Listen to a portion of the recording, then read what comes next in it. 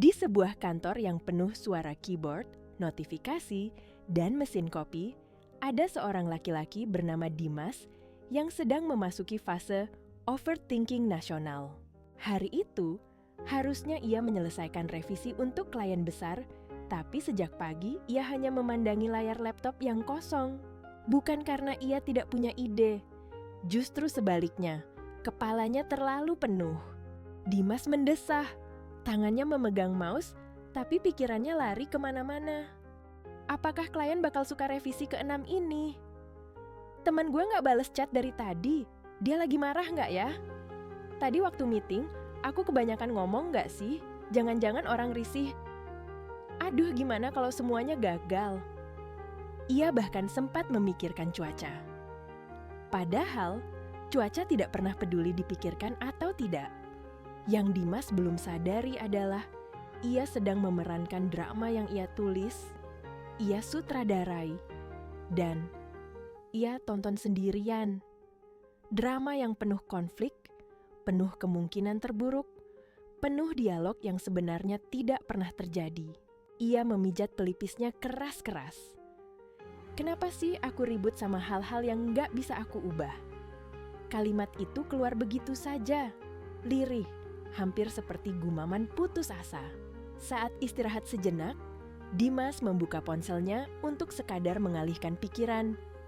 Tapi bersamaan dengan itu, notifikasi renungan harian muncul tepat di layar. Ia membaca sambil menyeruput kopi dingin yang sudah hambar.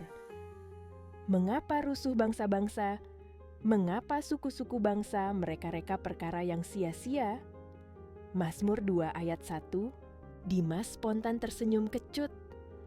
Ayat itu seperti menampar lembut. Bukan menyakitkan, tapi menyadarkan. Perlahan, ayat itu terasa seperti sedang menarik kursi di sebelahnya, duduk, dan menatap langsung ke wajahnya. Seolah berkata, "Dim, perkara apa yang kamu ributkan hari ini? Dan berapa banyak di antaranya sia-sia?" Semakin dipikir, semakin jelas. Ia memikirkan respons orang lain. Sia-sia. Ia mencemaskan masa depan yang belum datang. Sia-sia. Ia menebak-nebak isi hati orang. Sia-sia. Yang lucu, Dimas menyadari satu hal kecil tapi memalukan. Ia menghabiskan lebih banyak energi untuk kekhawatiran yang ia ciptakan sendiri daripada untuk hal-hal yang benar-benar penting. Ia mulai tertawa pelan. Tawa yang muncul ketika seseorang mendengar sesuatu yang jujur dan agak menyakitkan. Dimas menutup matanya sejenak.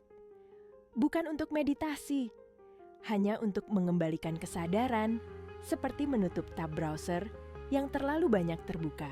Dalam hening singkat itu, ia merasa seperti seseorang yang baru sadar bahwa ia sudah lama berlari di atas treadmill yang tidak pernah bergerak maju. Ia membuka mata dan menghela napas panjang.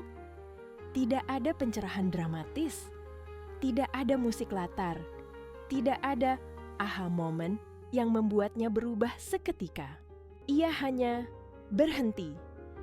Berhenti memeras otaknya untuk hal-hal yang tidak bisa ia kendalikan. Berhenti membangun skenario fiktif kehidupannya. Ia sadar sesuatu yang sangat sederhana. Bukan hidupnya yang berat. Bukan masalahnya yang terlalu banyak. Bukan orang-orangnya yang menyulitkan, yang membuatnya letih. Adalah perkara-perkara sia-sia yang ia simpan, ia pelihara, dan ia ulang-ulang di kepala. Perkara yang pada akhirnya hanya membuatnya capek tanpa hasil. Sambil tersenyum kecil, ia menutup laptopnya. Hari itu, ia tidak mendapatkan solusi atas semua masalahnya. Tapi ia mendapatkan sesuatu yang lebih mahal.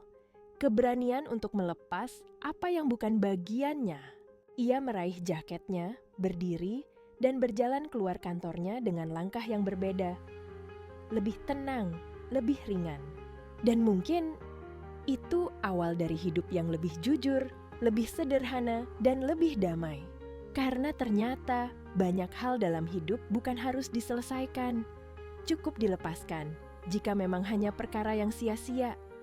Bila renungan ini menyentuhmu, Silakan like, share, dan subscribe untuk lebih banyak renungan singkat seperti ini.